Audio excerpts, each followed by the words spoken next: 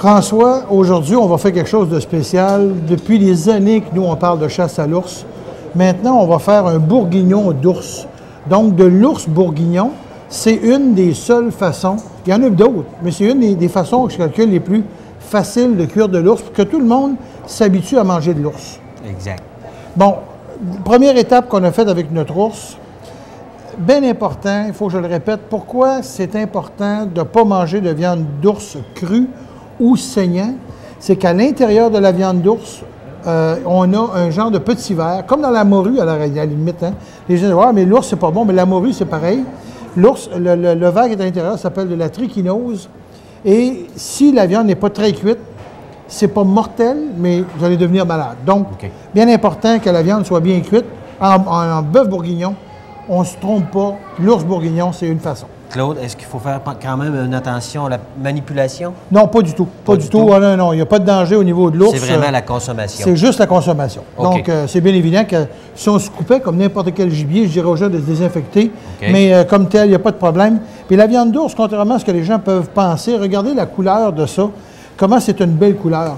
L'ours, indépendamment de la pièce que vous allez prendre ou de la grosseur de l'ours, votre viande va être un peu plus foncée ou plus pâle. Ici, on va l'avoir marinée, donc tu nous as préparé une marinade. Exact. OK? Pour notre petite recette, Claude, bien entendu, j'aimerais que tu me coupes un oignon. OK. Donc, on fait quoi, là? Je vais juste tasser ça, moi te le donner. Moi, celle-ci. C'est beau? Moi, pendant que tu vas me couper des ingrédients, Claude, je vais saisir l'ours. OK. T'es mieux de le saisir dans la poêle que de le saisir dans le bois parce que tu aurais eu de la misère. Hein? Oui, je te le concède. Je suis d'accord avec toi, Claude. Nous autres, on n'est pas peureux, Mathieu et moi, on n'est pas peureux avec l'ours noir. Puis c'est tellement une bête extraordinaire que il faut quand même comprendre que l'ours noir n'est pas un animal qui est chassé pour sa chair au Québec, et pourtant on devrait. Bien, Claude, toi, tu es quelqu'un qui a étudié quand même beaucoup l'ours, hein, je crois. Bien, c'est-à-dire que un des plus beaux livres qu'on ne peut pas retrouver sur le marché, c'est un livre qui vient de la Fédération québécoise de la faune et qui est fait spécifiquement sur les recettes d'ours. Donc, je pense que les gens qui n'aiment pas l'ours devraient se procurer ce livre-là. On a mariné avec du vin rouge, hein? Exactement. On répète un peu d'épices, de l'oignon, sel, poivre. Exact.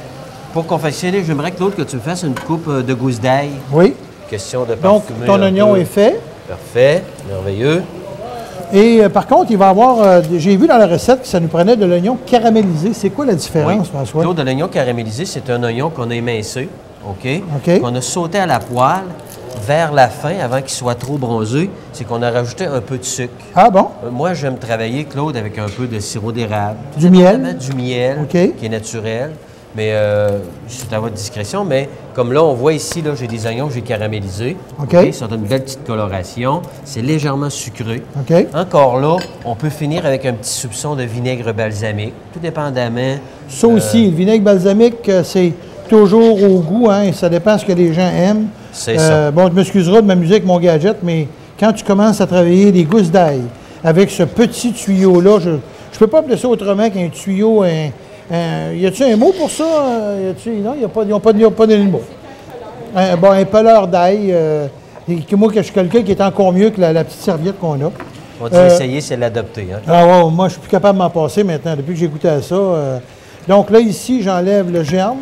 Ça. On ne le répétera jamais assez. Enlevez vos germes d'ail pour éviter justement que les gens qui ont de la misère, de la difficulté à digérer l'ail comme ça, vous allez pouvoir la digérer facilement. Donc, j'ai enlevé mon germe. Et là, tu veux que je les coupe en petits morceaux, François, ou en gros morceaux? En petits morceaux. En petits morceaux. Parfait. Ouais, ici, donc, on voit que l'ours est en train de saisir. C'est beau. En réalité, François, ce qu'on fait, c'est carrément un bœuf bourguignon, mais à l'ours. Exactement.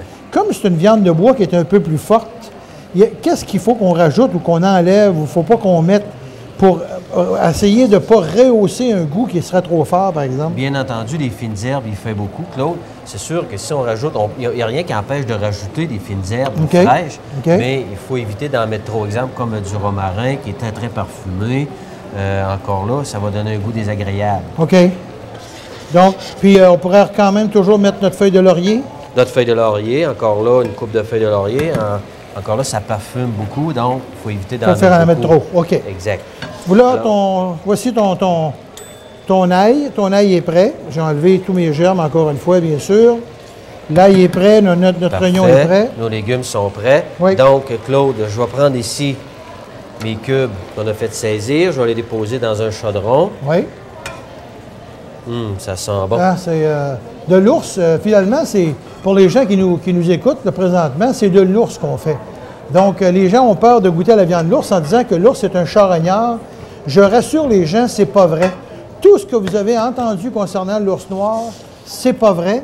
L'ours va dans les dompes. C'est vrai qu'il va chercher de la nourriture dans les dompes, mais il ne prend que ce qui est bon. Parce que vous, les cuisiniers, quand vous jetez des choses, l'ours s'en va là, il va chercher ce qui est bon. Mais il n'ira pas manger ce qu'on appelle de la charogne. Exact. Il n'ira pas chercher quelque chose qui est périmé. L'ours va manger beaucoup plus de sucré, de petits insectes, de fleurs, de baies, de bleuets en saison. Donc, la viande est superbement bonne, contrairement à ce que les gens peuvent penser. Il mange quand même de quoi de bien. Il mange de quoi de bien, donc il mange des baies, il mange beaucoup de fruitage, un peu d'herbe. Donc, manger du lièvre ou manger de l'ours, c'est exactement pareil. OK. Claude, maintenant, on est rendu à une étape, on va singer avec de la farine. Donc, quand on parle de singer, on rajoute toujours un peu de farine. Un peu de farine, question d'épaissir notre sauce après. OK. Comme ça ici. Donc, faut-il le rappeler, ce qu'on fait, c'est qu'on fait un ours bourguignon. Donc, c'est de la viande d'ours qu'on va cuisiner comme un bœuf bourguignon. Exact.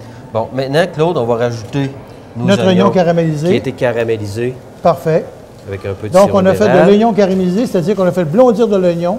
Et à la fin de la cuisson de l'oignon, on a rajouté du sucre, du sirop d'érable ou encore du miel. Exact, mais évitez de brûler. C'est Oui, vraiment juste caramélisé. OK. OK. Bon, ensuite de ça, Claude, on va rajouter nos légumes qu'on a ici. Donc, on a bien sûr notre oignon.